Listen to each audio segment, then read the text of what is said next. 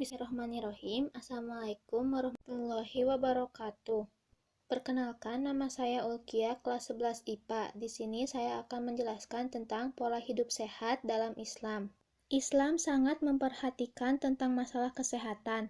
Hal ini terbukti banyaknya ayat-ayat Al-Quran dan hadis yang memerintahkan manusia untuk hidup sehat. Di antaranya, 1. Kebersihan diri. Istilah kebersihan dalam Al-Quran dicantumkan dengan toharoh, kesucian, kebersihan. Kata tersebut disebutkan dalam Al-Quran sebanyak 31 kali, diantaranya dalam Quran Surat Al-Mudathir ayat 4. Fasiyabaka fatohhir, dan pakaianmu bersihkanlah. Kebersihan dapat dimulai dari kebersihan diri sendiri, misalnya cuci tangan dan mandi. Serta kebersihan lingkungan sekitar, misalnya kebersihan di dalam dan di luar rumah, sehingga dapat mencegah penularan penyakit. Pola hidup sehat yang kedua yaitu pola makanan yang sehat. Ajaran Islam dalam mengelola makanan itu ada beberapa hal, diantaranya 1. Mengkonsumsi makanan yang halal dan baik, yaitu ada dalam Quran Surat Al-Maidah ayat 88. Yang kedua, tidak berlebihan dalam makan dan minum, ada dalam Quran Surat Al-Baqarah ayat 57. Yang ketiga, tidak makan yang diharamkan, Quran Surat Al-Maidah ayat 3. Dan yang keempat, tidak mengkonsumsi minuman memabukkan, Al-Quran Surat Al-Maidah ayat 90. Dengan menerapkan pola makan yang sehat, maka dapat mengurangi resiko terjadinya penyakit, misalnya darah tinggi, kolesterol, dan asam urat yang tinggi, dan sebagainya. Pola hidup sehat yang ketiga yaitu tidur yang cukup.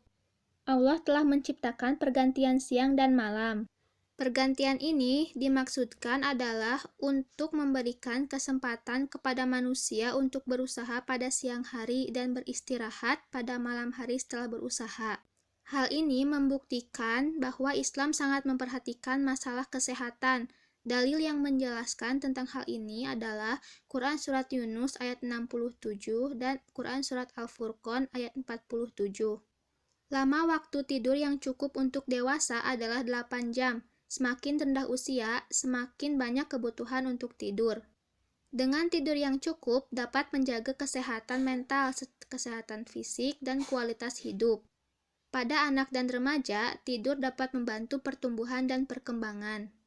Kurangnya tidur dapat menyebabkan resiko obesitas, karena terjadi ketidakseimbangan hormon yang menyebabkan rasa lapar meningkat. Pola hidup sehat yang terakhir yaitu anjuran berolahraga. Islam merupakan agama yang sempurna dan segala lini kehidupan diatur olehnya. Bahkan tentang berolahraga pun ada dijelaskan. Anjuran ini tidak lain agar manusia memiliki tubuh yang kuat dan sehat, sehingga dapat optimal beribadah kepada Allah. Dalil yang menjelaskan tentang olahraga yaitu Quran Surat Al-Anfal ayat 60. Kesehatan merupakan hal yang sangat diperhatikan dalam ajaran Islam, karena kesehatan menjadi modal awal untuk beribadah kepada Allah secara optimal. Maka sebaiknya kita selalu menjaga kesehatan, karena menjaga kesehatan lebih mudah dan lebih baik daripada mengobati. Di zaman ini, banyak orang mencari kesehatan, bahkan kalau di dunia barat, bagi mereka, kesehatan itu segala-galanya. Makanan serba steril, demikian pula pakaian dan yang lainnya. Mereka sangat memperhatikan sekali masalah kesehatan, akan tetapi sebetulnya kalau kita perhatikan, Islamlah yang paling memperhatikan kesehatan. Siapa saja yang mempelajari sunnah Nabi, dia akan dapatkan bahwa asal ataupun kaidah-kaidah kesehatan itu sudah diajarkan oleh Nabi. Lihat saja Nabi, bagaimana beliau mempraktekkan kesehatan dalam kehidupan sehari-hari. Dalam tata cara makan, Allah Subhanahu wa Ta'ala telah memberikan kaidah kesehatan.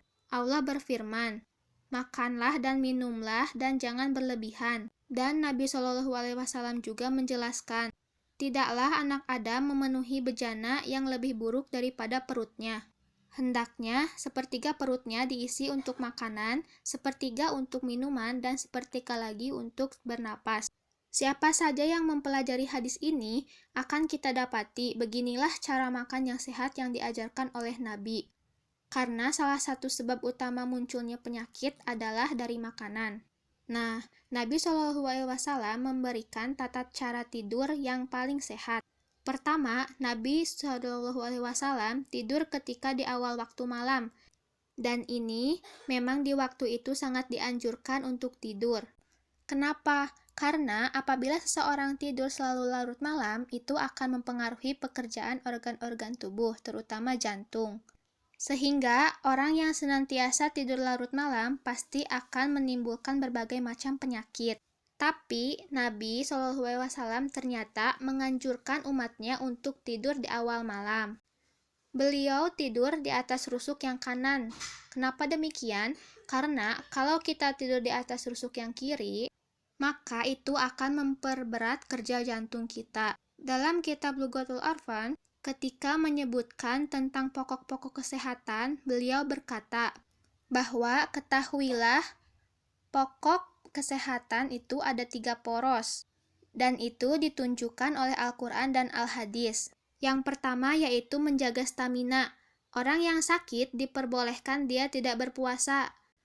Untuk apa? Karena untuk menjaga staminanya sehingga tidak semakin lemah ketika menghadapi penyakit. Yang kedua, tidak mengkonsumsi makanan-makanan yang bisa merusak tubuh. Allah mengharamkan arak dan mengharamkan semua yang bisa berbahaya bagi tubuh. Di sini Allah meletakkan sebuah kaidah. Apabila ada sesuatu yang lebih besar bahayanya daripada manfaatnya, maka lebih baik dikedepankan bahaya dan tinggalkan itu. Allah berfirman, "Yas'alunaka 'alal khamri wal maisir." Yang ketiga yaitu berusaha untuk mengeluarkan dari tubuh kita unsur-unsur yang bisa merusak. Nabi Shallallahu Alaihi Wasallam berbekam mengeluarkan darah yang panas dari tubuh kita, karena itu bisa merusak tubuh. Nabi juga bahkan mempraktekkan supaya muntah. Setelah itu Nabi Shallallahu Alaihi Wasallam berwudu. Nah, dalam masalah hubungan badan, maka Nabi mengajarkan kepada kita supaya tidak berlebihan, juga tidak berkekurangan. Demikian pula penyakit-penyakit hati itu bisa kepada badan. Maka Rasulullah menyuruh kita bersabar, tawakal, jangan marah, jangan banyak tertawa. Itu semua karena bisa merusak anggota tubuh kita. Kata Rasulullah, jauhilah oleh kamu banyak tertawa, karena itu bisa mematikan hati. Demikian pula kebanyakan bersedih itu akan merusak ulu organ limpa. Maka Islam datang. Untuk apa? Ketika ada kesedihan, kita serahkan kepada Allah, sehingga kita tidak terlalu bersedih. Kita tawakal kepada Allah, sehingga kita tidak stres dalam hidup kita.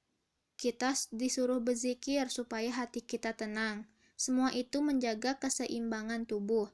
Tapi tentu ingat, tujuan itu semua yang paling utama adalah kehidupan akhirat, bukan kehidupan dunia. Maka dari itu, sunnah Nabi memang paling sehat. Siapa saja yang mempelajari sunnah Nabi, pasti insya Allah dia akan sehat. Cukup sekian yang dapat saya sampaikan, kurang lebihnya mohon maaf. Wassalamualaikum warahmatullahi wabarakatuh.